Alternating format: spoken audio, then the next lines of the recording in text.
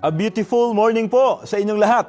Kumusta na po kayo? Sana ay laging nasa maayos po kayong kalagayan. Di po ba? Masarap sa damdamin na mayroon tayong source of hope and inspiration in our life. Sa kahit na anong stage ng ating buhay, mula pagkabata hanggang pagtanda. Iba pa rin na mayroon tayong matibay na kinakapitan, lalo na sa panahong mahihirap.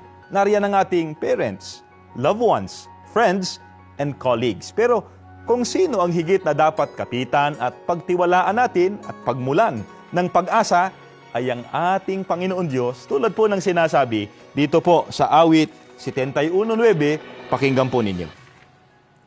Ngayong ako'y matanda na, huwag mo akong babayaan.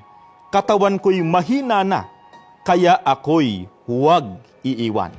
Ito po, mga kaibigan, ang laging laman ng panalangin ng mga tunay na umaasa sa atin pong Panginoon Diyos, na hanggang sa pagtanda at paghina ng katawan, ang Diyos pa rin ang kanilang inaasahan. Hanggang sa muli po nating pagkikita, ingat po kayo.